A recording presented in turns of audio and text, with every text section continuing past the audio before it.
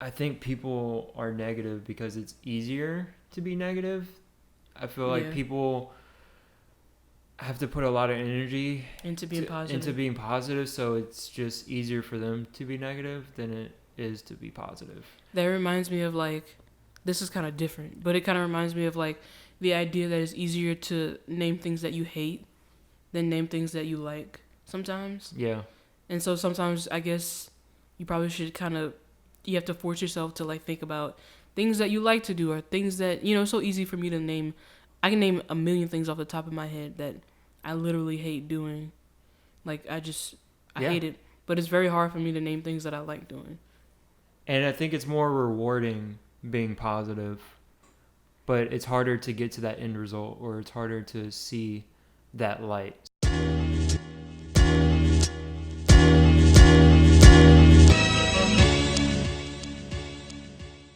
Don't mind us, but we're about to talk about Saba. Saba. Not his name, not his official name. His official name is Taj Malik Chandler. Oh. But Saba is his artist name. Yes, but before we dive into that, what's going on? What's going on with you? I mean, just like, let's just give the people a taste of what's going on with us. Halloween, at the time we're recording, is tomorrow. Oh yeah. Do you not dress up for Halloween? No? I'm just not a very festive person. Yeah. So I don't participate in activities. I don't get very excited about Halloween as I used to when I was a child. But honestly, once I stopped trick-or-treating, I just stopped caring.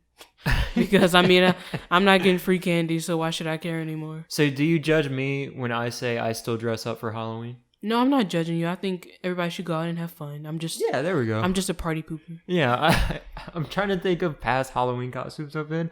So I was telling the story yesterday how I'm always last minute with my Halloween costumes. Mm-hmm. So one year I didn't know what to be, and I was trying to get easy candy. I was not trying to go door to door getting candy. Mm-hmm. So I was like, I like basketball. I'm gonna dress up as a basketball goal, naturally. You just do that. I thought you were about to say basketball player. I know. I dressed up as the actual goal, and I got a basket, and I just put a hole at the bottom of it, and I just like stood straight up when people walked by, and people like throw their candy into the basket. Oh wow!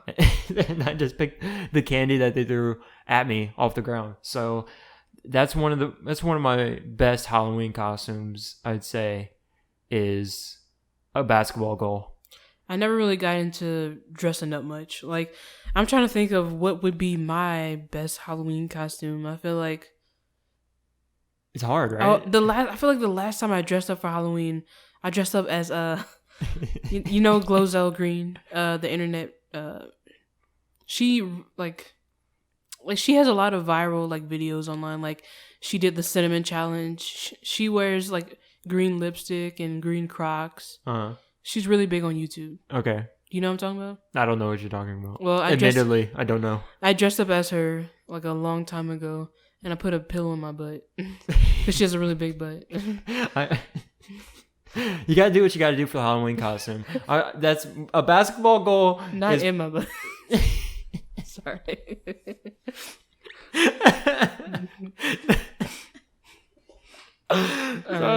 Sorry. I can't help but laugh. My bad. But anyway, so Lewis, no, carry on the podcast. I gotta collect myself. Okay. So I want to ask you, what'd you do this weekend? I'm okay. How was your weekend? My weekend? Mm-hmm. Okay, so I covered the Raging Cajuns football game. How was that? They won. Yeah. They won. It was a good match. That was the British in me coming out. Mm-hmm. I'm half British, by the way. Good match. I'm really terrible at accents. Yeah. So, and then Sunday I watched more football. Nice. I watched a lot of football. Saints won, right? Yeah, the Saints won. Yeah. Oh yeah.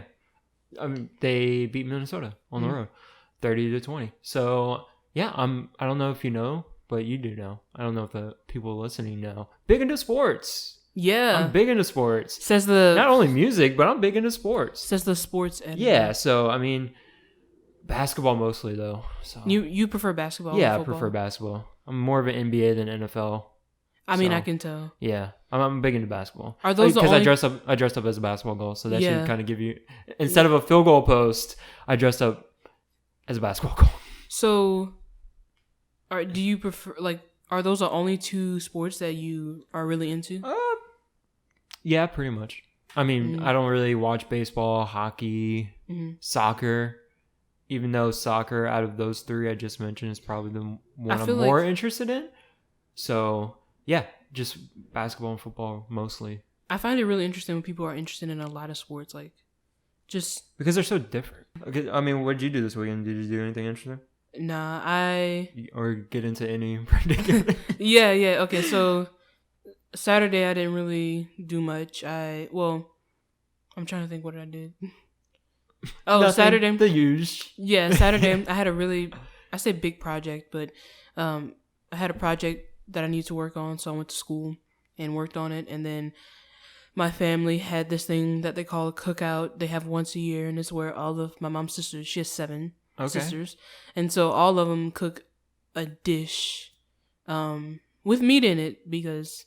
You know, for the people listening, I'm a pescatarian. Okay. So I don't eat like red meat or chicken or anything, but I do eat like fish and like shelled fish. And none of these any of these dishes no. have Literally every single... The only thing that I could have eaten that didn't have meat was the cupcakes and maybe rice, white rice. Okay. But literally every single last dish had some sort of meat in it. And that's the, we live in the South, so... That's why. Yeah. And I'm sure they were good. I'm sure the food was good. There was like a gumbo and everything. Like, I'm sure it was good. I don't like gumbo. I didn't even like gumbo when I ate meat, so I'm not missing out on much. So that was on Saturday. That was on Saturday, and then Sunday. Saturday, that night, actually. I went out. I was starving. Came back all day from not eating anything. So I'm like... Couldn't eat any of the dishes. So I'm like, oh, this is about like 9, 10 o'clock.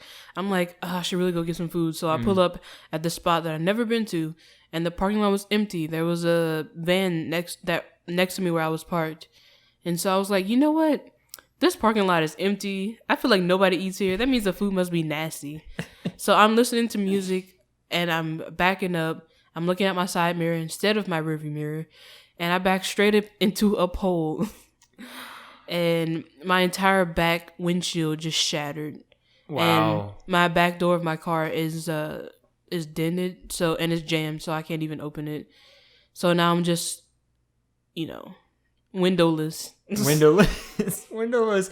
That happens. I feel like people can relate to that.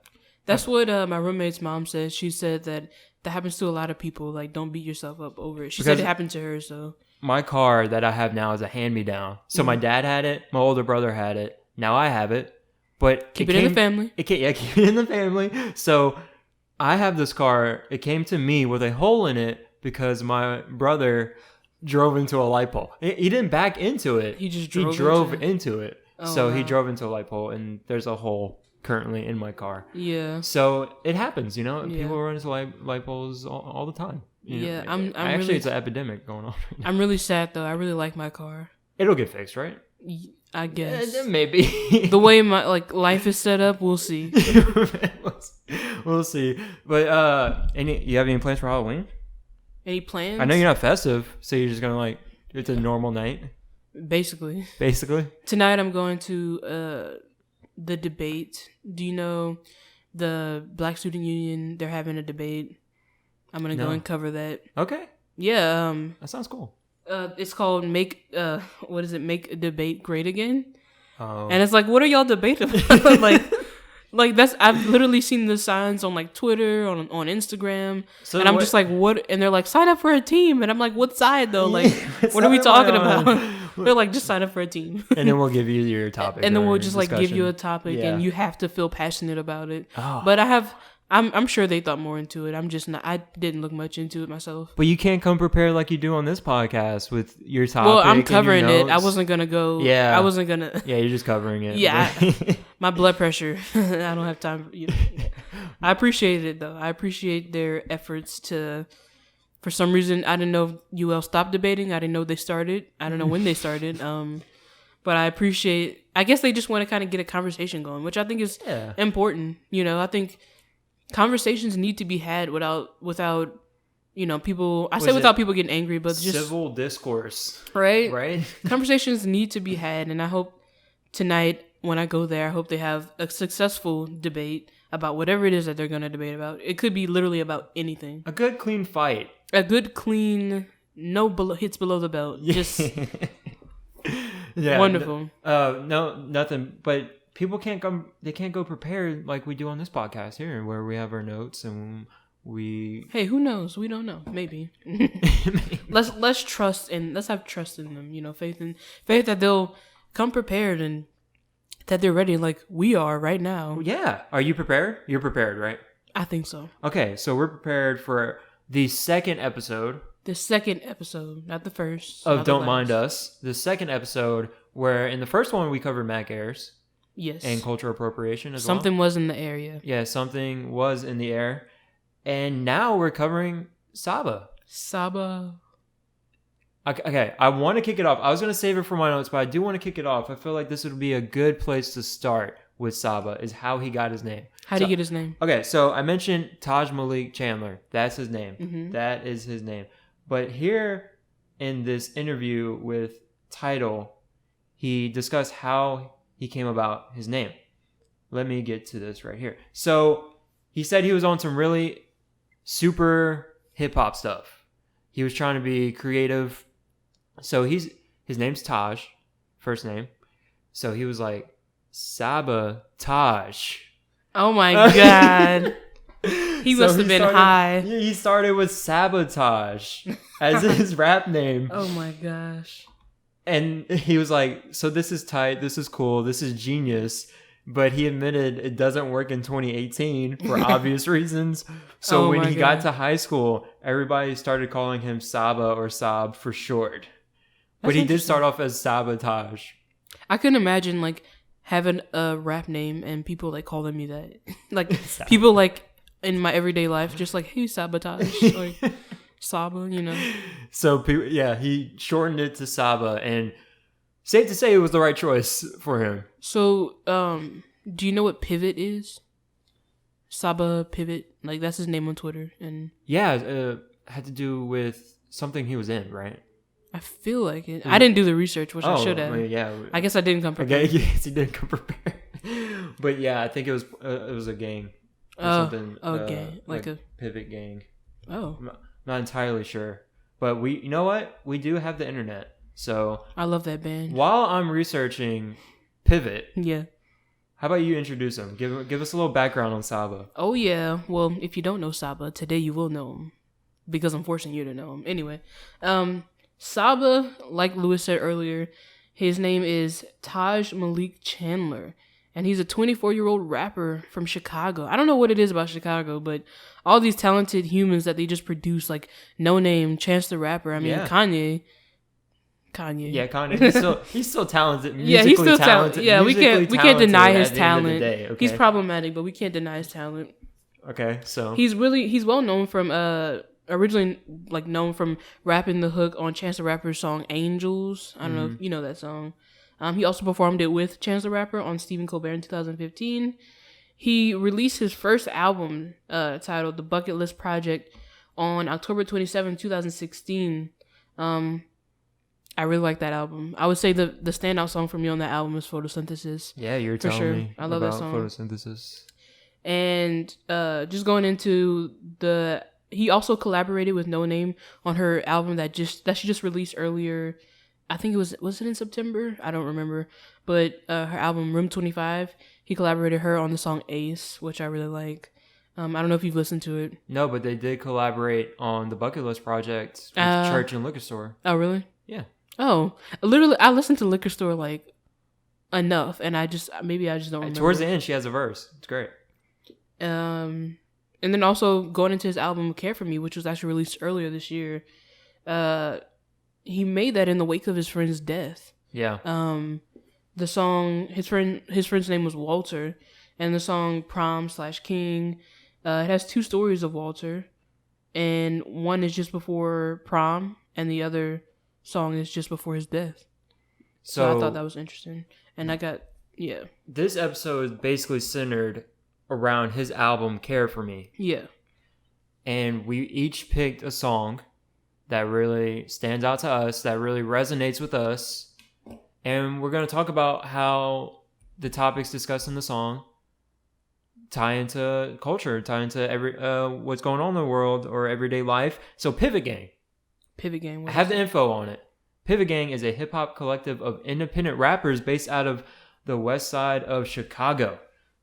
So that included Saba and Joseph Chilliams, I believe, and their cousin John Walt, who this album Care For Me is about. Also, so his name is not Walter. No, his John Walt, and then in parentheses Walter Long. Oh, okay. So, but they called him John Walt. So Saba grew up in this Chicago scene with independent rappers. So it's nice to see that on Care For Me, he did collaborate with Chance the Rapper. Yeah, he did in the song Log Out. Log Out, yeah. So it was nice. Chance to see. only has what, like one verse in there? Yeah, it's a song towards the last 45 seconds. Yeah, it's very short verse.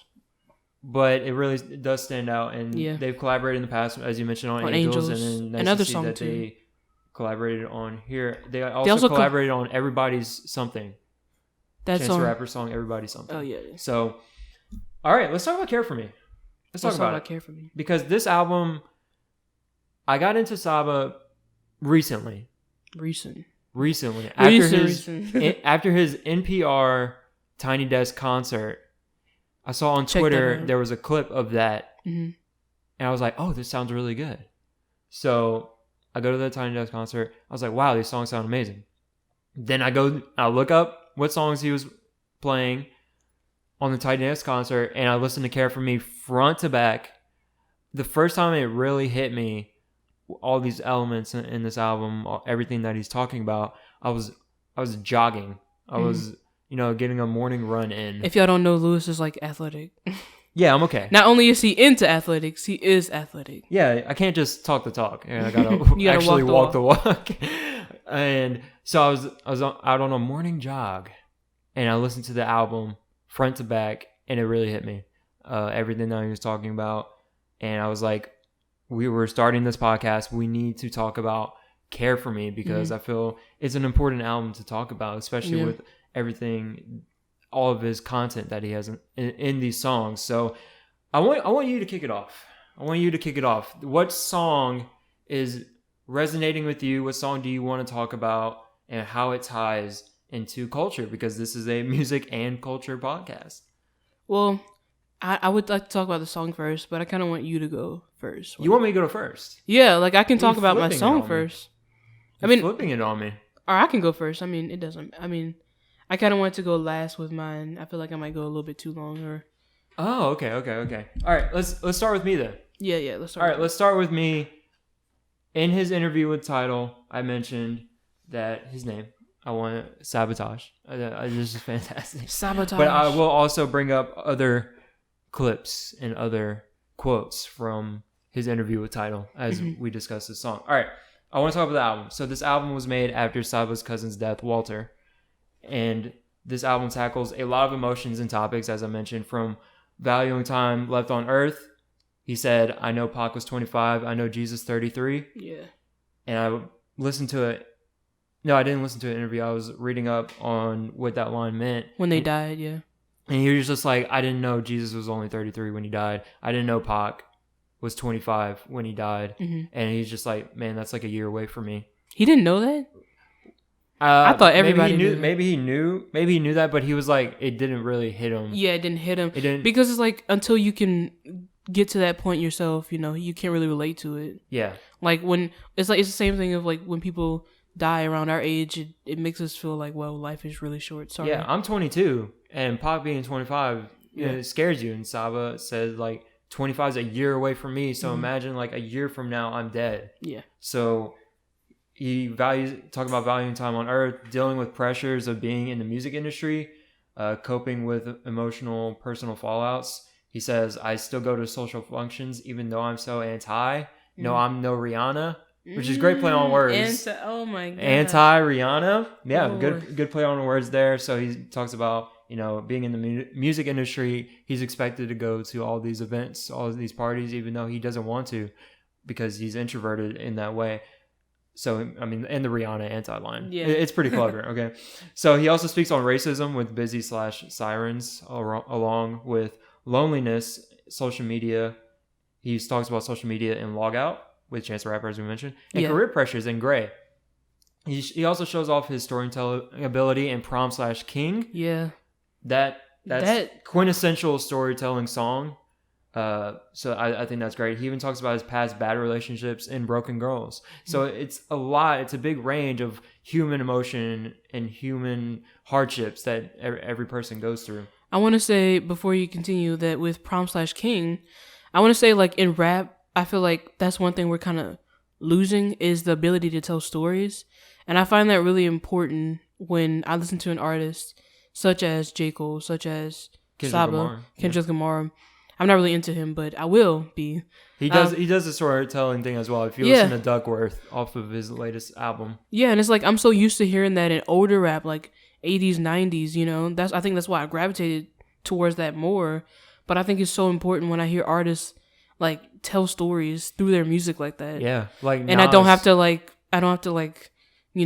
get a dictionary, or not a dictionary, but I don't have to like dissect every single thing to try to figure out what they're saying, or it's like there in plain sight. Yeah, like Nas in a song, he raps from the point of view as a gun, from a gun's point of view. Oh wow, I thought that was interesting. So yeah, he does that in Prom/King storytelling. Then, as I mentioned, past bad relationships and Broken Girls. So what we have is Saba talking about all these things, but what connects this is how this is all amplified with Walt's death. I mean, at the center of this album, it's rooted and it's about the passing of Walt, his cousin, and his mentor. So this leads to the track that I want to talk about, which is the final track on the album, Heaven All Around Me. I'll get to the lyrics right now. So he says, I promise y'all I'm not a ghost. I promise y'all. No, I can't feel your pain, but I can see the stars. No, I ain't leaving vain, but I know we with God. There's heaven all around me. And another line he says is, chalk outline look like the shape of my shadow. Hand go right through the wall if I try to touch. So what the song is, or what it's about to me. So you can view the song as two ways. This is from Walt's perspective, his cousin that passed. And this is also Saba talking as well. I feel like this song comes from both of their perspectives. Saba says he's not a ghost, but his hand does go right through the wall if he tries to touch it. And the chalk outline looks like the shape of a shadow, meaning that death is following Saba. And the chalk outline line is like a crime scene and possibly referring to Walt's death after Walt got tailed and stabbed. So this song calls back to Busy/Sirens with the religious references of heaven, and in Busy/Sirens where he says, sirens on the way. Now you're lying where the angels lay, talking to Walt, and now he's mentioning there's heaven all around me. Why I like this song, Heaven All Around Me. I feel like it's one of the more creative songs on the album. It's not so, it can be viewed as cut and dry, like with Logout, where it's like the message is directly in front of you. But with Heaven All Around Me, it really makes you think, because it comes from both perspectives of Walt and Saba. It's the culmination of how the things he is dealing with and rapping about on this album. And while Walt is giving Saba his point of view from heaven, it's Saba finding solace and peace in a world without his cousin and mentor, Walt. There's Heaven All Around Me reminds me of, do you know Bo Burnham? No. Comedian. And also an artist, director. He recently directed a movie, 8th Grade, which released in theaters. But Bo Burnham mentioned in his song, God's Perspective. So here's what Bo Burnham said. This ties back to Heaven All Around Me. So from his song, God's Perspective, he says, you pray so badly for heaven, knowing any day might be the day that you die, but maybe life on earth could be heaven. Doesn't just the thought of it make it worth a try? So I think that it's really interesting. Like, maybe, there isn't a heaven. Maybe there isn't a hell. Maybe you're living in it right now, and you have to make the most of it while you're here. So while Saba's dealing with his career pressures, the social media influence, the loneliness, past relationships, racism, and coping with a loss, there's Heaven All Around Me could be him embracing the positives in his life and appreciation in his life. But you can also interpret it as his life might as well have already ended, which is both sides of Saba and Walt. Life versus death. Is this a new appreciation of life? Yeah. Or is this the beginning of the end for Saba because he feels like death is following him with his cousin passing? So, and what's extra interesting about the song is that Saba said he wrote Heaven All Around Me first. It was the first song he wrote on the album, but it was last. Yeah, it was his last song. It was the last track on the album. So, and he also said that he wrote this at the lowest point in his life. So that song being written first, it says a lot. I think when I found out that he wrote the song first, I was like, well, maybe it's not embracing the positives. Maybe it's him thinking that this is the beginning of the end, or like he's got death following him, and it's just something to think about. I want to mention what he said on Tidal. I said I was going to mention the quotes from his interview with Tidal. So he said, what's interesting about all of my albums is they're really to help me. It's a very selfish concept. Like, this is what I'm going through in my life, and this is the music that I need to hear right now, which is especially true on Care For Me. Care For Me is the first time I delve into talking about depression and anxiety, and then all these factors as to why I am the way I am. I had a lot of it had to do with losing my best friend and older cousin, John Walt, which is throughout the album. I think why Care For Me is so important is because it talks about mental health in a lot of ways that are simple, but I just haven't heard it done in hip hop music that way. It's crazy to think that it's been out for a day because it feels like it's been out for so much longer. It's just crazy to think about where I was when I was making it. Honestly, most of the songs were from months and months ago, so it's just where my head was at the time. Honestly, do think in making that, it was kind of like a healing process. Making those stories, so I feel much better now and talking about it. So how does this deal with culture? How does this deal with what's going on in the world? I feel the culture aspect is this, how everyone goes through their own personal struggles. Right. Whether it be from outside emotional damage or mental health. And Saba made it a point in this album to rap about mental health. Whether it be for him, whether it be for other people to relate to, he made it a point to talk about mental health, which a lot of artists are not necessarily addressing head on, like what Saba does in Care For Me. What can people take from this album? It's okay to talk about what you're going through. Yeah.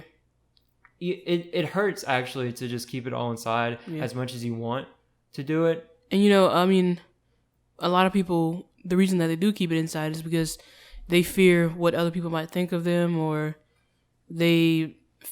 sometimes they might feel like their problems aren't as important. Yeah. And they don't need to bring it up to anybody.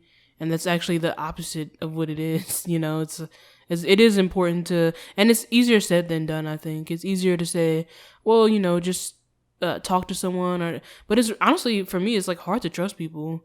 And it's like you never know who to talk to, really.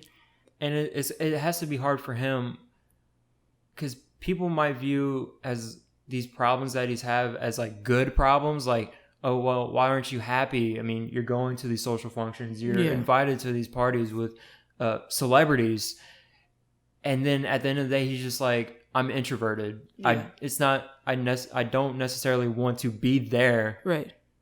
But I have to go. And this is not a good problem for me because I'm introverted and I don't want to be around all these people. And he's like, and people might view it as, what you're following, like you're following on social media, that's a good thing. You're reaching out to all these people, you have so many fans, but he doesn't want to post on social media every day and he mentioned that in Log Out where people assume he's dead or something because he doesn't post for a day. Yeah. So it's got to be hard for him to come out with these problems that people can relate to, but people think, you don't have to deal with this because you're an artist. You're a known artist. But people also have to keep in mind that celebrities are humans. They're normal people.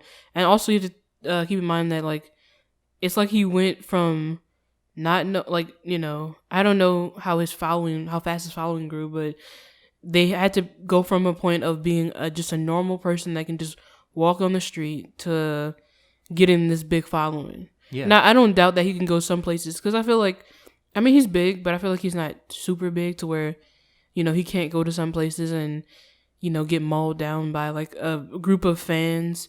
I feel like he can sit at a restaurant. I feel like he can go get groceries depending on where he is.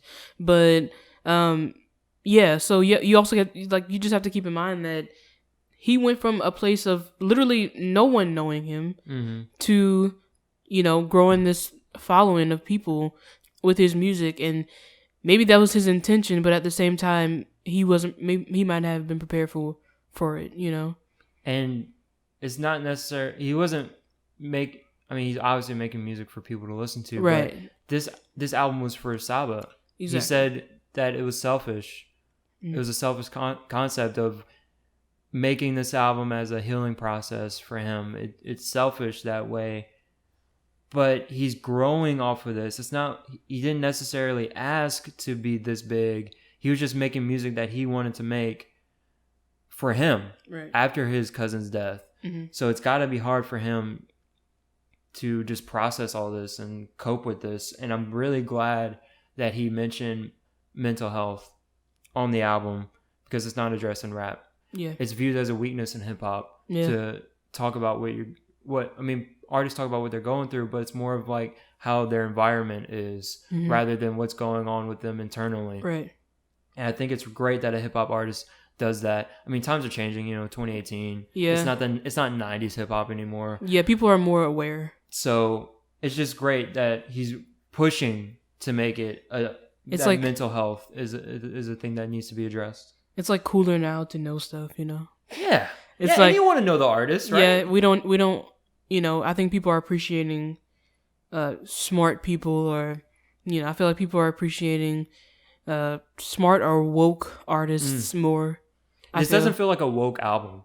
It doesn't feel like, because artists can do that. Right. Artists can. No Name. Have you listened to Room 25? I haven't listened to it yet. You should listen to it. That's all I'm gonna say. But I'm just saying where, artists can try to be woke. Yeah, try. Keyword. Try to be woke. But Saba does a really good job on here of making it personable.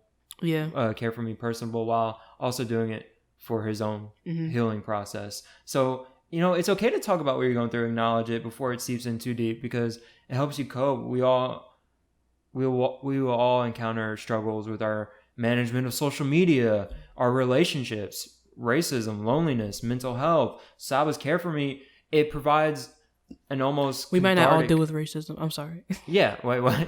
I said I might not, but I'm saying other people do. Yeah, I agree.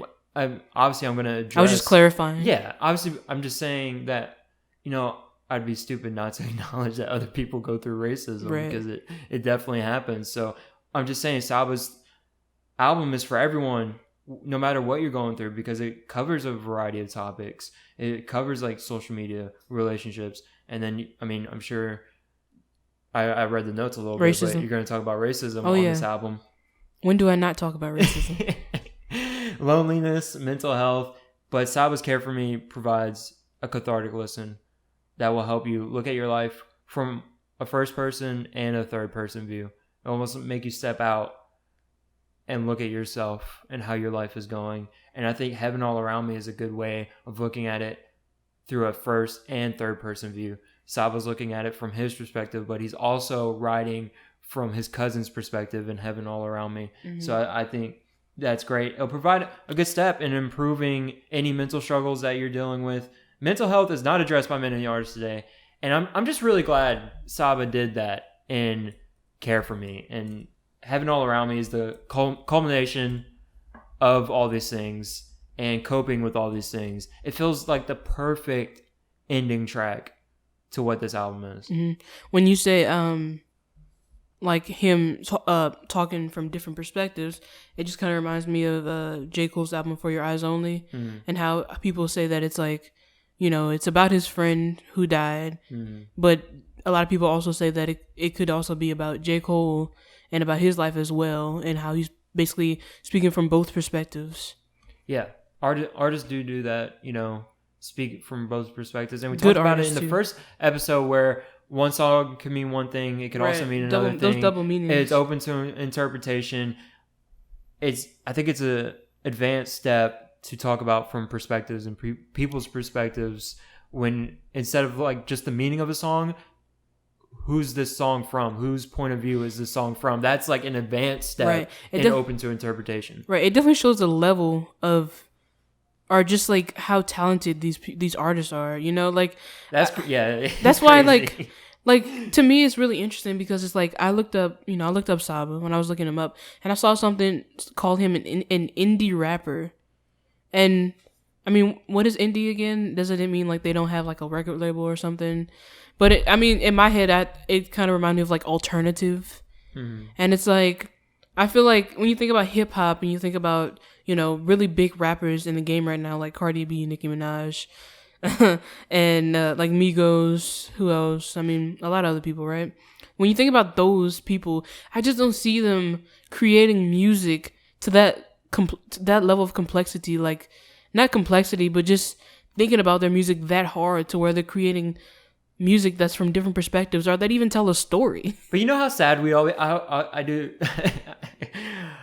You know how sad we all be if we got nothing but Saba and J. Cole and music? Okay, yeah, You know how sad we all. But I feel like I think music just has its place. I feel, Right. I feel like there's a way to create for Migos. There is a time. I feel like there's a way to create good music, or music that you can, get turned to without like making people sad. I feel like, or without talking about death, or I feel like there's a way to do it and still be a good artist. Mm-hmm. I mean, look at Will Smith's "Summertime." He's telling a story. He's talking about summertime. I mean, it's not super complex. It's not like, oh, like my friend died and I'm happy, but I'm not. It's not like it's not like super hard to deconstruct, but it's still a good song with good lyrics, and it's a happy song. So I mean, it's possible. It's possible. It's possible. I mean, that's an old example, but some people, or maybe a more recent example would be like Kendrick Lamar's "Humble." Maybe. Or swimming pools or something like swimming pools, yeah. that. But that's still talking about like superficial stuff in a way. Yeah, but it gets radio play. Yeah. But I think with me. Yeah, I'm not gonna be driving to hear like and hear like heaven all around me, like So music does have its place, but I'm glad Saba did this. But it was for him. Mm-hmm. It wasn't for me. It wasn't for you. Yeah. It wasn't for really anyone. But it could feel like that. But it can feel like that, and that's what's great. That's what's really great about this album is, these songs are talking about something different, but it's rooted in his cousin's death, and it's helping him with the healing process, but it's also something that we can resonate with. Mm-hmm. It's great. And okay, so do you think it's important for artists? Okay, well, clearly when he created the song, like you said, it was for himself. Mm. But do you think it's important that artists create music that's relatable to like the audience? Because if we talk about that, I can't relate to like money. Like I can't, like whenever like Migos, or I don't know, I literally don't know anybody else. Like but people listen. I feel like people listen to that music, that style of music, because it emulates a life that people can't achieve, and they would like to have that rapper life. So there's so much stuff behind that. Like you said, Saba was talking about like mental illness in this project, and going back to the song, which song he said that he didn't. Like in his music, when he's talking about being an introvert and not wanting to go to these parties, there's so much other stuff to it than just a party. It's not just, I mean, I'm different. I mean, we all think we're different, don't we? But I mean it like, I see stuff on the internet, I see celebrities. I don't want that life, and it's interesting to me that people do want that life. I'm not judging, but I am going to say that everything's not always as it seems. And it's interesting to me that people have come out with stories about what happens behind the scenes, about the drugs, the depression, like you have all these people around you, but it feels like you don't have anyone around you. And it's like, when you get to that level of success, you really have to start to worry about who's your friend. You know, you might have friends, even if they are in the industry. That's why you see a lot of industry people, they can only be in relationships, not can only, but they mainly seek out relationships with other people in the industry because it's hard for them to trust anybody who's normal. You never know if they're there for you or if they're there because you're an artist, you know, they're there for the money. You never know. And it's like, do people not think about that? Like, I think about all that stuff. Like, I remember since I was a kid, I always said I never wanted to be famous because so much stuff. And then in this age of social media, you see, like, you know, and just in this age of social media, you have fans trying to piece things together that don't make sense. And they act like they know your life. And it's like, they don't know what's going on behind somebody's, like, doors. They don't know. We might think just because these people are in the public eye that we know every little detail about them, but in reality, you don't. No, you probably and a lot of these people like probably 1%. Don't even have personalities. So. You probably get 1% of it, but that's what's great about what Saba did on this album. It's just like giving you the side that you don't see from artists. It's allowing you in to his mind. It's allowing you in to what the ramifications are of being an artist because, you know, he's talking about social media. But, you know, I mean, Black excellence is something that's celebrated on Twitter and on social media, and it should be. Black excellence is a movement. And he talks about how, you know, he's successful, right? He's successful. He's a successful artist. And on Life, he mentions that they want a barcode on my wrist to auction off the kids that don't fit their description of a utopia. Ooh. And then he says black. Oof. And this was on Genius. So I'm looking at Genius, and he annotated it. He wrote what that means. And it was funny because he said when he was like 13, his cousin came to his house and was just super high. And he was talking to Saba about what he had seen on TV, where one day they're going to put a chip in everybody's arm. Like, literally, they're going to put a barcode on everyone. Uh-huh. And it was funny to him at the time. And as he grew older, he was like, maybe that isn't crazy. Maybe they are going to just chip everyone up and put a barcode. Like everyone is in black people? Oh, or everyone, but also barcode on my wrist is like labeling you. Mm. And then that to auction off because you don't fit the description of a utopia, which he said it's a feeling that you have sometimes growing up in whatever situation that you grow up where it feels like you aren't part of someone else's utopia. I think that's what the line really represented for me. Like being black, you're an abomination to someone else's utopia and you don't fit the description of what the perfect world is to some people. Yeah. So like while you may see black excellence, him being excellent still comes with racism that people deal with because he still at the end of the day, I mean Travis Scott talks about this on Astroworld in his last song Coffee Bean. Uh-huh. Where he says, even though I wash my hands, I'm still black. Yeah.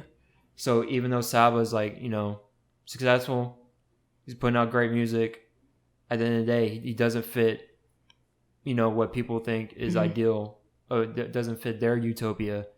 And he mentions that it's him being black. Mm-hmm. And I'm glad you brought this. I'm glad you brought this up because it kind of goes over into what I'm going to talk about.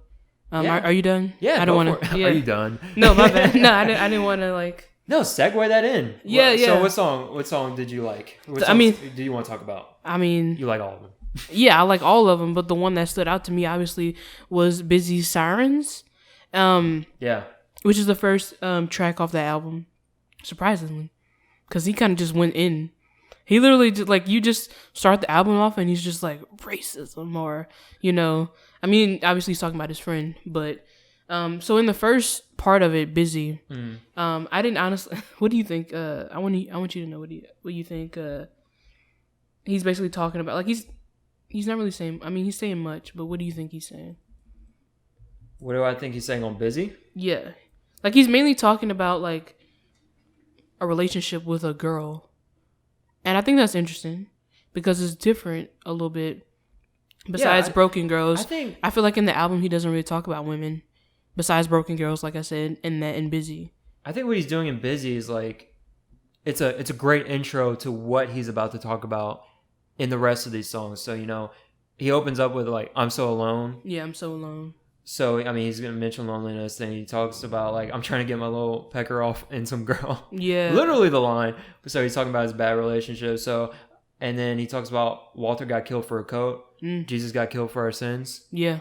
So it's like, well, Jesus died for something, but I think it's crazy how life will kill you for nothing. Or people in this life will kill you for nothing, which is something that he talks about on the song Life. So, and then he mentions God. I hope to God you're safe. I see that skies were gray. I think that'll talk about in heaven all around me. So it's a great intro to what he's going to talk about. It's a great opening. Yeah, so that's what it is to me. So really what stood out to me was the second part of the song, Sirens, which only has one verse. And in that verse is very just like straightforward. It's no like beating around the bush. It's literally, this is it. And I'm going to just kind of read some. Yeah, read it. Yeah, I'm going to just read it. Yeah, I'm going to read because it's one verse, so I'm just going to read the verse. And then I think I'm going to quote the hook. All right. He says, riding through the city, I'm young, I'm black, I'm guilty. Addressing it. I'm guilty, right? Addressing it. I know one time gonna kill me. They don't know me, but they fear me. 15 years old with the sticky. They gonna blame it on the marijuana. It's hard to rap like it. It's like blame it on the marijuana. Hands behind your head, and they won't let up out they lead. But if I move, that's disrespect. But if they shoot, then that's just that. And if I run, then that look bad. Drawing their gun right off their hip, I'm probably deserving, 'cause I know they serve and protect, but they think I'm serving. Or they think my cell phone's a weapon. Heard that robber wore a black mask. I fit the description, aka nigga. What is the difference? I'm an enigma. We so divided I'm from division. Clutch that purse 'cause of my dreadlocks. Cross that street 'cause I'm with friends. Curse every song in hip hop. Keep telling yourself it's a fad. Great. So great. Yeah. So he starts off saying he's riding through the city. He's young, he's black, he's guilty. So basically he's saying literally, I'm black, which means I'm guilty. Doesn't matter if I'm not, doesn't matter if I'm innocent, doesn't matter what I do, if I have a family, I'm guilty regardless. Then he talks about, he says 15 years old with that sticky, and they're gonna blame it on the marijuana. What does that mean? I think it's he's saying that what he's gone through, they're gonna blame it on marijuana instead of actually looking past that, and maybe he has the sticky because something else that's going on in his life, and not just because of he's smoking marijuana. Right, and just also thinking about how black people are sent to prison at higher rates than white people for possession of marijuana in states where it's illegal, especially in Louisiana. So that ain't good.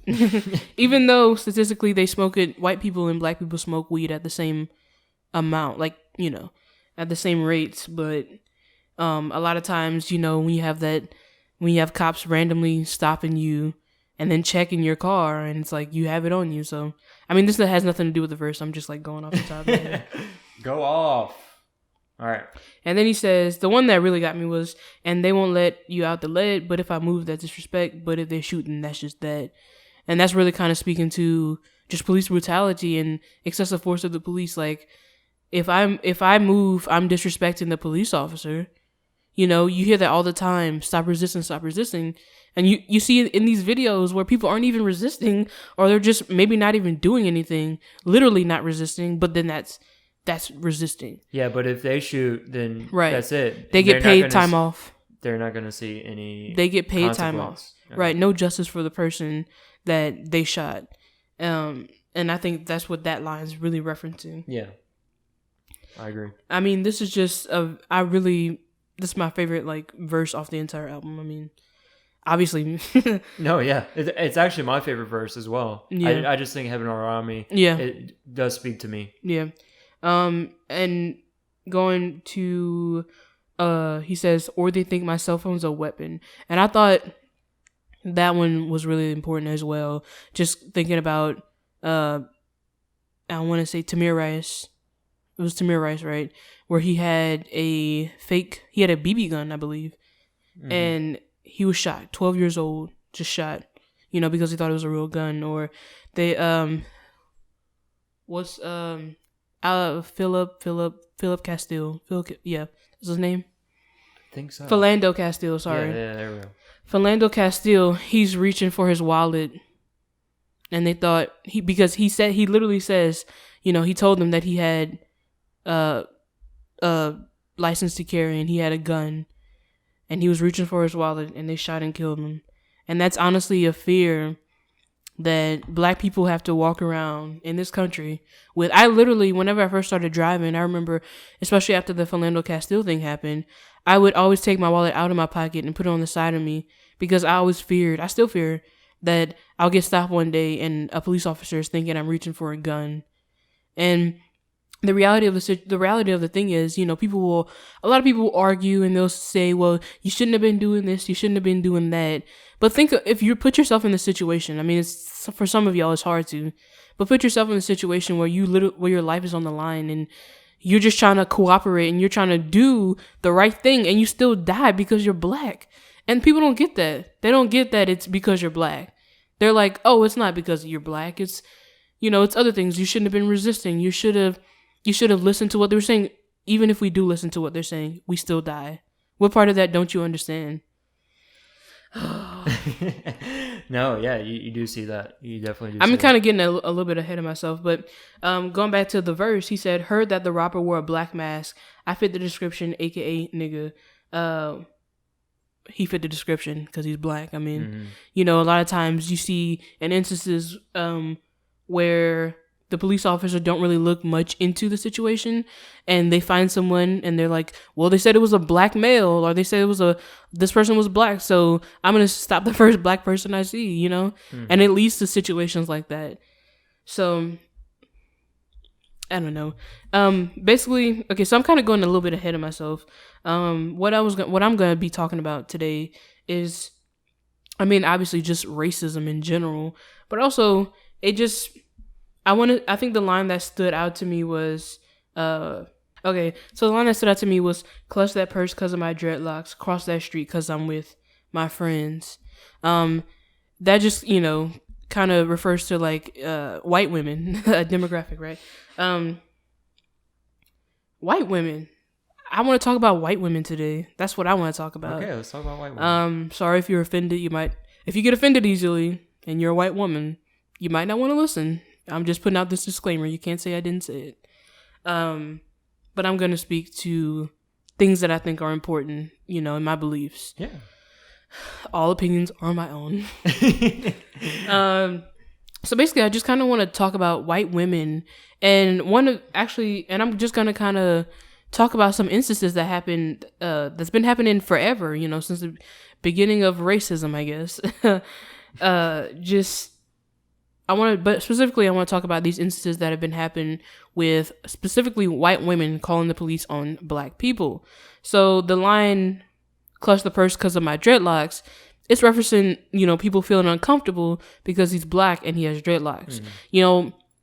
When you look a certain type of way, you get that stereotype attached to you that he's like a criminal, that he's this, that he's that. So simply because of the way he wears his hair, which is kind of ridiculous. And then also across the street, because I'm with my friends,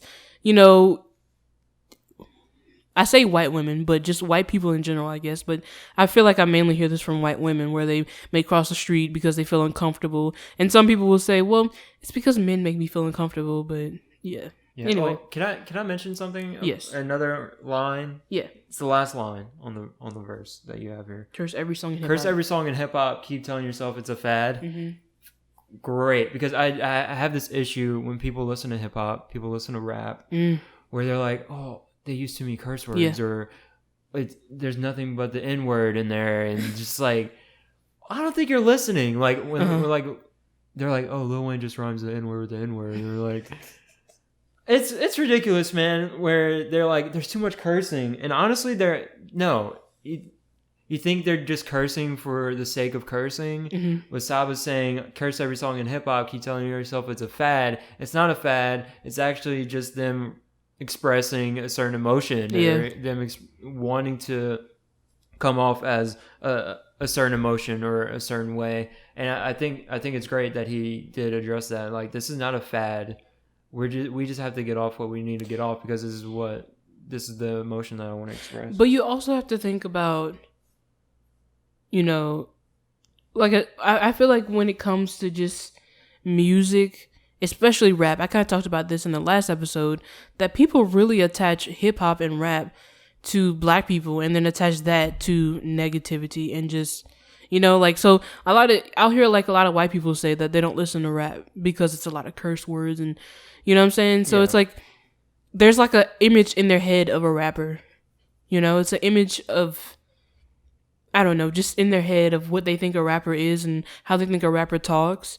So it's like, why is it, you know, harmful, or why is it bad when a black person curses, but if a white person curses? Our president of the United States talked about grabbing someone in the puha, and he's elected president of the United States. You know what I'm saying?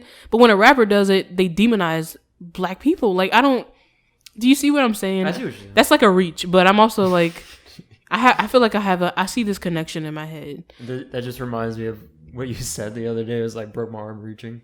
Oh. No, but you didn't break your arm reaching there.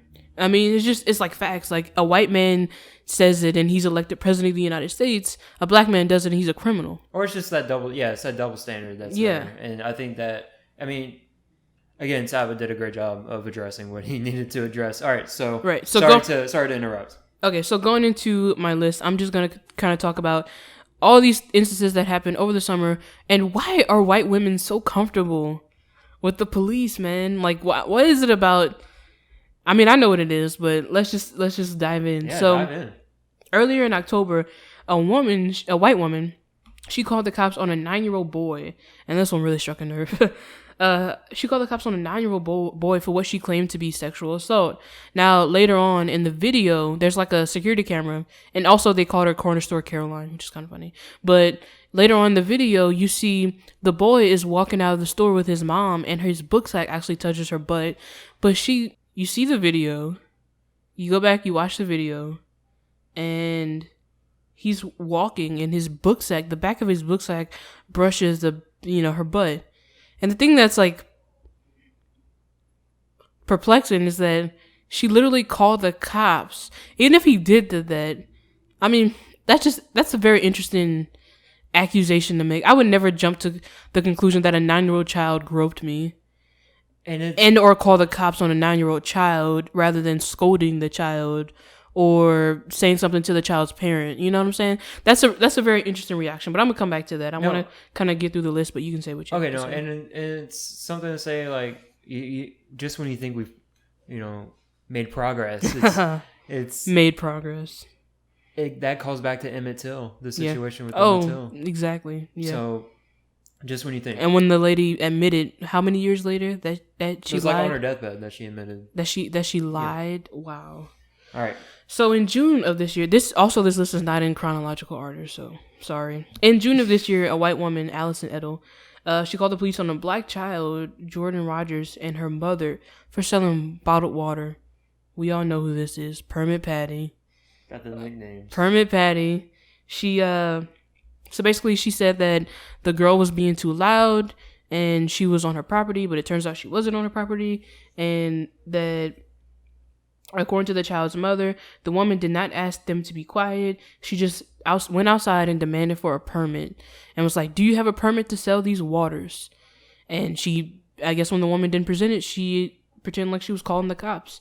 I want to say in a later interview, she said she didn't call the cops. And the news source that I was reading from, they said that the police station didn't reach out after their request for a comment. So I guess we won't know. A little mystery. Okay. Also early in October, a white woman followed a black man, Corey Lewis. I'm not sure if you saw this one. She followed him back to his house, and I saw the Facebook Live video where he's like, "Oh, look at this woman following me," because she saw that he had 2 white children in the back of his car, and she tried to ask the young girl in the car if she could talk to her mother, and I guess the girl was confused because they went to. So it turned out that he was just their babysitter, and he'd taken them to eat at Subway at Walmart, and he stopped to put gas. And that's when the woman approached the car. Then he leaves, and she follows him back to his house. And I want to say, did she call the cops? Or she just followed him. And in the video, I don't know if she called the cops. I don't think so. Maybe she did. I should probably look that up. This is important. I'm sorry. No. I just don't remember. I did look it up. So in the video, he says, all because I got 2 kids in the backseat who do not look like me. Like, this lady took it upon herself to say that she's going to take my plate down and call the police. So she threatened to call the police.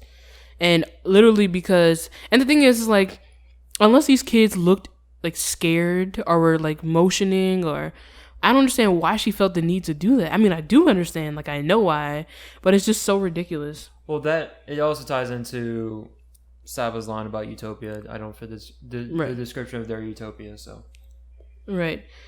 On April 29th of this year, a white woman called the police on a few black people because they were grilling in the park with a charcoal grill in an area where it was banned. We all know Barbecue Becky. We know who BBQ Becky is. We all know this one. Everybody's seen the video. I saw the video and I've listened to the 911 tape.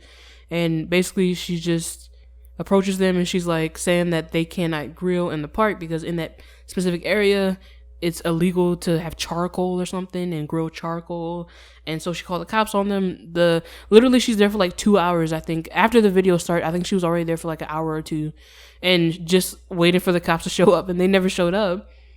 And so the second time she calls 911, she's asking them, she's like, where are they? And in the video, it appears that she took the woman that was recording the video, she took something from her, and the woman kept asking for it back. And so the girl, the lady, who called the cops, she was just like, I don't know what you're talking about. Like, she never really denied not having it. She just kind of was acting, she was on the phone and she was just like frantic. Mm-hmm. And then she was walking away, and then the woman continued following her, and she was like, please help. Like, she won't stop following me. And then the woman in the video is just like, the woman recording the video is like, I will stop following you, after you give me back my property, whatever. At the end of the video, you see a cop show up and she breaks down crying, which is literally a metaphor for white women in this country. She just like breaks down crying, playing the victim, like, whatever, girl, bye. In April, so another incident in April, 2 black men were sitting at a Starbucks waiting for, I think they were about to have a business meeting, and one of them or both of them wanted to go to use the restroom, and I think they keep the restroom locked, and the Starbucks employee said they couldn't because they weren't paying customers. This one is what I'm seeing right now, because you still have some more examples. Yeah. Just like too many examples. Yeah. Just like there was like a lot more I could have put, but I was like, that's why I'm just saying that we're getting to a point where this is ridiculous. I mean, we've been to that point, lynching and slavery. But when you think you made progress, here we go, where you see forms of racism happening. Right, and I'm gonna get into that. And so basically, what happened is, I think they went back to sit down, and the Starbucks employee called the cops on them. And the cops asked them to leave. The cops asked them 3 times to leave, and the men didn't, because they weren't doing anything. So they didn't. What was the point of them leaving? And the cops took them away in handcuffs. They arrested them. And I think what it was, the Starbucks employee who called reported a trespassing complaint. And I don't know. It's On May 5th this year, this is one I didn't hear about. This is actually one I just heard about. Okay. On May 5th of this year, an investor, a black man, went to inspect the house when a white woman who lived next to the house asked him what he was doing there. She tells him that he shouldn't be in her neighborhood, and she calls the police on him. He presents all the proper paperwork, like the proof that he can and he should be there, to the police. And after showing the police officers that, she gets like angry. She starts telling him, she starts telling the police that they're not doing their job, that he should not be in her neighborhood, in that neighborhood. He shouldn't be allowed there or in that house. And she lies and says that she knows the owners, but he actually gets in contact with the actual owners and literally gives the phone to the police to tell them, like, to reassure that he can be there. And I mean, I like the last note. The man befriends the officers. Yeah, the man befriends the officers, and that pisses the woman off even more, so she begins yelling at them. And then apparently, like, in the video, he makes videos because he's, like, for his business, so he made it a video of what happened. Oh. And in the video, he says that a neighbor joined them, and that just made her even more, and they were, like, all, like, cool, and eventually at the end of the video, he's like asking the officers to like stay with him and like, you know, because he's like, I don't know what she could do, you know. Kind of a happy ending to that one. The man befriends the officers. Yeah, I mean, still a problem. So, also in May of 2018, a Yale graduate student was taking a nap in her dorm room. You probably heard this one. Mm-hmm. This was kind of like, I don't want to say the first one, but I feel like this was one of the earlier. No, it was a Starbucks one. I remember just like there just being this period of time this year where it was just week after week, or just like every other week hearing a story like this. But well, you see, in April there's Barbecue Becky. So in April, it was Starbucks, then Barbecue Becky, I think. Yeah, you're right. So, but these are happening like in order, very close to each other. So in May, a Yale graduate student was taking a nap in the dorm's common room, and that's when a white student called the police on her. And in the video, you see the police ask for her ID, and she's like, "I don't understand why I have to give you my ID. Like, I'm a student here. I pay tuition just like everyone else." And she's like, I deserve to be here. I pay tuition like everybody else. She recorded the incident, and in the video you see the woman just kind of being like, you shouldn't be here, or you know. And the fact that I'm gonna get to that. So this one is actually interesting because it's not a white woman, it's a white man, which is, I mean, not surprising. But a white man in North Carolina called the police on a black woman for using a private pool. You guys know it. It's ID Adam. This should be like a game show. Guess who it is? These are like comic book villains. Yeah, honestly, like what with the heck? Names. Oh man. ID Adam. So this woman is trying to go into her pool, and he just like approaches her, and he asks her to show him her ID, and she's like, I don't like why. Like, why do you want to see my ID? And she basically refuses, and he ends up calling the authorities on her. And she's proven to him that she lives in the neighborhood. She's like, I have a key to get into the pool because it's a private pool. You need a key to get there. And he's just like not buying it. So they call the cops. The cops don't really do anything. And the man loses his job. So that's kind of a happy ending. Yeah, there you go. And you know, there were so many more, but that's all the ones I had the courage. Or I just had a headache after typing all of this. Yeah. And I was like, you know what? I think that's enough. And there was many. I just remember there was a lot more with pools. I remember one where there was this guy just sitting. There was one where a guy had his feet in the pool, but he had socks on, which is a little weird. But look, I'm not judging. He had socks on in the pool, and a white woman calls the cops on him. Which is for having socks on in the pool. Yeah. Right? It's not funny that she called the cops, but it's funny because it's just so ridiculous. Like all these incidents in which these people are calling cops on black people is so ridiculous. Yeah. I have to laugh. Would you isn't that a crime in itself to wear? No, I'm joking. Not a crime to potentially kill a black person, so no. No. But socks in the pool is definitely it's socks a choice. And sandals, maybe. It's a fashion choice. It's a choice for him. You know, it's like wearing a shirt in the pool. Sometimes yeah, exactly. Maybe he was self-conscious about his feet. Sometimes you just do. Okay, so there was another one. I don't remember when it was, but it had to be in the summer, where a man, or I think it was a man, he was just by a pool, and this woman approaches him, this off-duty police officer. I think she was a cop, and she approached him and just like demanded that he give her his ID, or I think she was like, what apartment do you live in? And he's like, I live here. I think he either was a guest of someone who lived there, or he actually lived there, but either way, he had the right to be there. And he was literally sitting down, minding his business, and this person approaches him, and she's like, where do you live? You know. And the thing that really pisses me off about that is that why do you feel entitled to know? I'm not giving you my information. I don't know you. I do not know you. Like, I'm not just gonna hand out my information to some random stranger. Imagine if I went to a white person right now. Imagine if I went to anybody and just be like, give me your ID.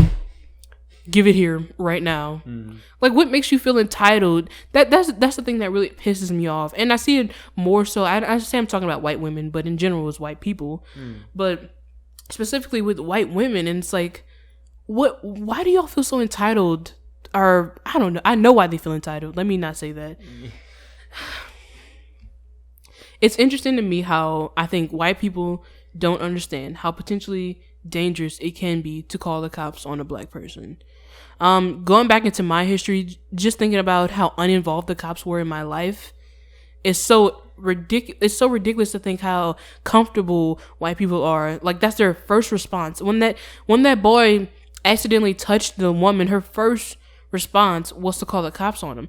Would it have been the same if he was a white child? I don't know. Probably not. We don't know, but we do know. In theory, we don't know, but in reality, we do know, you know? Or in reality, we don't. I don't know. Anyway. Something like that. Something like that. But yeah, it is interesting that she turned around and saw, and her instinct was to call the cops. And then the thing is, isn't it a crime? I don't know if it's a crime, but it should be if it's not, to call the cops for non-emergency situations. Well, that's a thing that's going on with, false sexual assault allegations, where people are getting jail time for falsely claiming that a person sexually assaulted them. So, I mean, are we going to see where these, false emergencies will have consequences to them? Maybe we're headed towards that because of all these occurrences that keep happening. And then just kind of going back, I mean, have they never seen what happened? Have they not seen what happened to Tamir Rice, Alton Sterling, and Mike Brown, and many, many more? Have they never seen what happened to these black people at the hands of white police officers? And the thing is like, I think people are gonna defend police officers till forever. They're gonna always defend police officers. A friend of mine, I go into his neighborhood and I see Blue Lives Matter, and no one's ever said police officers, they're humans just like us. But I think the problem comes in where police officers have a superiority complex, where they think that their life should be valued more than the life of a black person. And I also feel like that's kind of where these white people are, where some white people kind of stand when you say things like Black Lives Matter and they respond with All Lives Matter or Blue Lives Matter. And it's like, well, you saying All Lives Matter you're not getting the point. I'm saying all lives won't matter until Black Lives Matter, right? So it's like, a simple statement such as Black Lives Matter is not a political statement. It's not a controversial statement. It's literally just yay or nay. Like, it's not hard, right? So, well, what you brought up about the superiority complex. I don't know if you've seen the Stanford prison experiment, where it was this experiment held, I think, by the university, or in association. I feel with like the I might have heard of it. Where they asked people to sign up for this experiment, and a group of people would be prisoners, and a group of people would be officers or work in the prison. And you'd saw like, oh yeah, I would never like let the power get to my head or anything like that. Like, we're all cool, it's fine. We're just gonna do the experiment. It's so easy. We're just gonna do the experiment and get out. But as the experiment went on, it was them treating the prisoners terrible. Right. It's so easy to abuse your power on a vulnerable group of people, right? It's so easy to do that. You think that you have morals until you get in that position of power to abuse that. And I think that's kind of what we're seeing with police officers, and that's my just kind of problem with police officers. And the thing is like, oh, people say you shouldn't generalize them. The thing is like, you never know. Like, the reason I might make a general statement such as that is because you never know. Just because someone looks nice doesn't mean they're nice. And I've honestly, as a black person, of course I've met nice police officers. Of course. But I'm saying, in a lot of situations in which like cops are called, or I'm around police officers, I never get that warmth from police officers that I notice that white people get. Because why? I mean, like I said earlier, why are white women so comfortable with police officers? It's because police officers are their sons, their husbands, their fathers, right? These are people. You're looking at me. No, I'm listening. It's just, I don't. These are people that are in their family, and don't get me wrong, I understand that there are police officers of like every race. Like, I'm not I'm not stupid, but I'm saying, just in general, white people, and then also they have a lot less to lose. You know, they know that they have their white privilege over them. Even if they don't know it, even if they deny the fact that white privilege is a thing, they still know it. That's the thing, is like white people will deny that white privilege is a thing, but the fact that they're so comfortable calling the police like that, you still know it. You still know that your privilege will get over and you'll be believed before this black child is believed in your head. Mm-hmm. You know what I'm saying? So it's like, white people can deny that white privilege doesn't exist and it's not a thing, but deep down in your hearts, you know that. Yeah. You know it's a thing. Like, come on. Like, the fact that you're comfortable doing that, like, I'm not comfortable calling the police. Like, I can't just be like, oh, somebody's booksack touched me, let me call the cops. Like, if I see it, I mean, I don't know. It's really just infuriating. Kind of going into how I feel about police officers, and I will make a general statement and say that I don't trust police officers. That just means, like I said, I understand that there are good cops and bad. There are good cops, but it's just hard. It's hard to feel like that when you're always seeing videos of the bad cops. When I meet cops and they're very cold towards me, and they're very rude. Like I said before, I've been in situations, I've never called the cops, but I've been around people who have. And every time the police have spoken to them, and they have been black people, every time the police have spoken to them, they speak to them as though they're children, or as though they kind of dehumanize them in a way. Like, they speak to them as though they're inferior to them. And I don't like that at all. That's the reason I don't like cops. I don't like that idea of just, I'm a police officer, I'm better than you. You see it literally in the way that they stand up. Like, that's just, like, I'll see a police officer just standing up with their hands on their hips, their legs spread out. And, I don't know, body language is a lot. It says a lot. I think what's hard about the generalization with some of these stories, they actually have the police, doing their job. And, right. And the thing siding with the person that's getting the cops called on them. But we talked about the man... they befriend the police and the community pool. But that's because the police are also smart and they see the things that are happening around, and they're not just gonna, and also one of the police officers, she was a black woman. But I'm saying... So would you say... I'm just saying, so would you say that more of the problem is with the people calling the cops? I mean, the problem is with both. Yeah, there's a problem. I went into the cops. I'm not denying that. Yeah, I went into the cops because that kind of goes into why I think... why it bothers me so much that white people, that their first instinct is to call the cops. And I'm just kind of going to why. Like, if I know I'm kind of going everywhere with this, I'm sorry, but that's just literally how my mind runs, where it's like I start with one thing and then I go to another, and I'm not going to be long, I promise. But no, this is what the podcast is for, just talking. We're just talking. But yeah, I'm saying, like, that's, as a result, that's why a lot of black people, not all black people, but many black people might say, I don't trust the cops, or, F12, whatever they might say. But it's not, with the generalizations, it's not like I'm going around in cops' faces and just sticking them the bird and being disrespectful to people. Like, I respect people regardless. I'm going to respect you if you respect me. But in my situations, in the experiences that I've had around police officers, the people who've called them, and who've been the victims, and who've been black, they just haven't gotten that same respect for police officers. And that's where I lose my respect for cops. And that's why when I make a general statement, it doesn't mean I'm talking about all. I'm going to say many cops. And the thing is, like, me going around, I don't interact with cops on a daily basis, or really ever.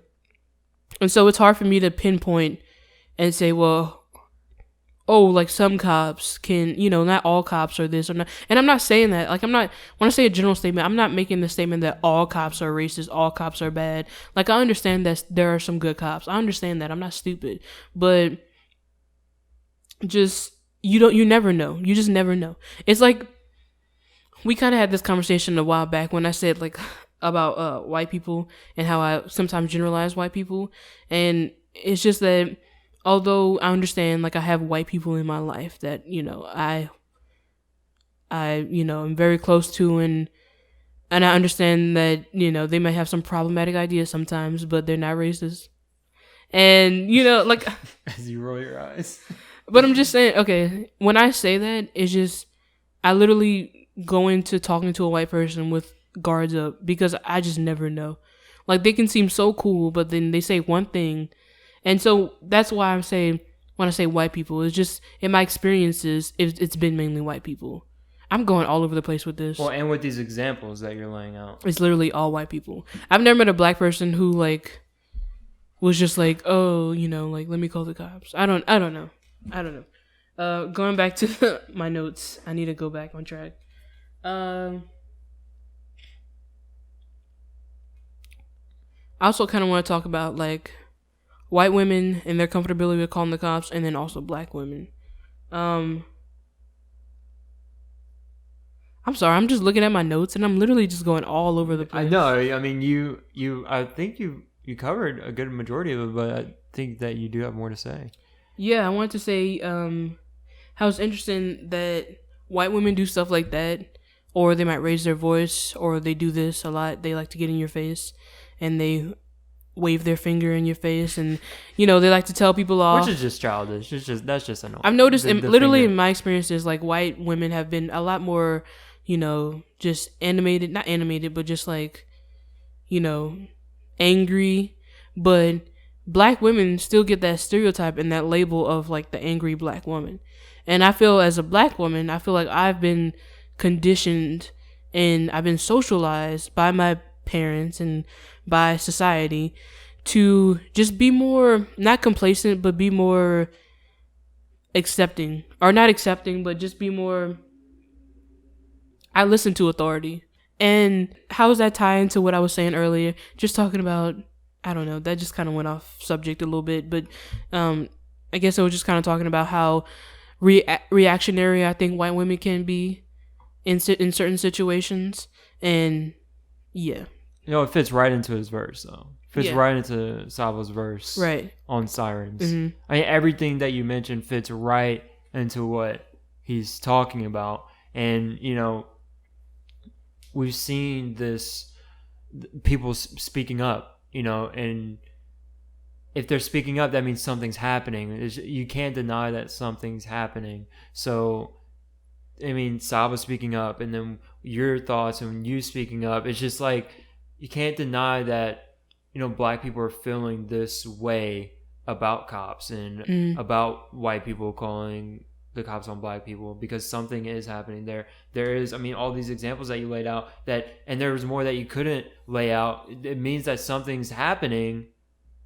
It's just, and we mentioned, like, just when you think we made progress, it just, you know, it's just like, you know, it might be stereotypical or a cliche to be like, you know, there's more division happening now, or is it more documented now, or is there actually more division now? But I mean, Saba even said it. He said, we're so divided, and then he's from division, which, I mean, he said in previous songs before that he's from division, but right. I mean, he's saying that, you know, we're so divided. Yeah, and I agree that there's a lot of division, but I do think it's kind of ignorant when people say this is the most division we've had. Just going back to like slavery, and you know, some heavy things went on in the history of this country. And so just when people say like this is the most divisive, as if, you know, racism was invented after Obama was elected. I don't know, like it's been here. No, but I think it's being, you know, documented more, or it's being documented because of technology. Yeah, because everything is like at your fingertips. Everything's in front of your eyes. Right, and you can film things, you know, so it's being more documented. Yeah. So, I mean, this division's always been here. Right, and it kind of... Is it to the degree of what it's been? No, because we have made, you know, some progress, but the progress isn't where, you know, ideally it should be.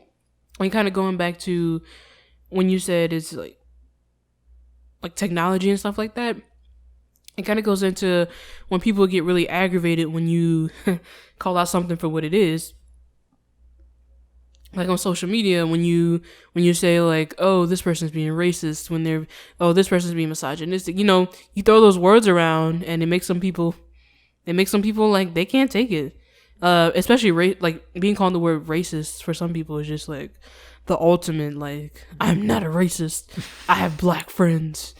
My grandmother's best friend in elementary school, my grandmother's maid was black. I'm not racist, you know? Yeah. Just like, And I think I think it's interesting how like throughout the times we're developing more language to call things what they are, and that really pisses people off. And the thing is like we've had this stuff before, we just never really had the language to describe it. You know, it's the same. I mean, this is kind of going off subject, but just thinking about like LGBTQ, you know, plus people, or just words and terms. People are like, oh, we have a term for everything now, and it really infuriates them because it's like we're going outside of the, you know, of what it used to be, where people are becoming more educated, especially with the internet around. People are becoming more educated. People are becoming more aware of stuff. And then with Gen Z is not taking any crap. I mean, I'm just saying, like, millennials, I feel like used to take stuff. But I hate to, it's not a generational war. I don't want to go into, you know, I'm not trying to beef. Yeah, I'm not trying to, like, you know, get no beef started. But I'm just saying, it's like, you just notice, I feel like you notice it a lot more. And I think it bothers especially like white people that black people are becoming more, or have become a lot more, just not even just black people, just people of color or people just in general, oppressed people, regardless of their race, regardless of ability, you know, oppressed people, I feel like are starting to come, you know, with, like I said, with social media, it's like people are becoming more educated. There's more words, more language to describe what it is that people are feeling, what it is that's happening to people, and how they're being oppressed, to describe how they're being oppressed, and to take action to change that. And I think that's what a lot of people don't want. They don't want to not be in power anymore, and that scares the heck out of them. So they call the cops all the time, and you know, and and then the cops side with them. That calls back to the superiority complex, right? Where it's like, I mean, white people have gotten used to a superiority complex. Well, yeah. And then they're seeing, as you mentioned, like oppressed people are starting to, you know, speak up more, right? And not being as like it's held down. They're tired of it, you know. So I mean, that calls back to that. Man, it's just like so much to tackle. Yeah, and we can't all do it in one episode, unfortunately. No, it's so much. Like, my brain is, like, going in 20 ways right now. Yeah, and I try to stay on the same track. I try to always come back to my original thought, but, you know. it's hard. It's very hard, especially if you know me, like, you know, like, I'll start on one thing, and then by the end of the conversation, I'll be talking about something completely different from what I was talking about before.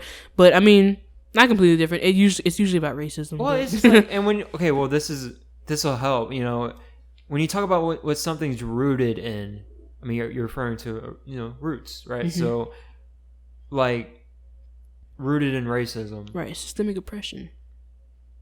That all these topics are rooted in racism. That means like, so racism, the roots.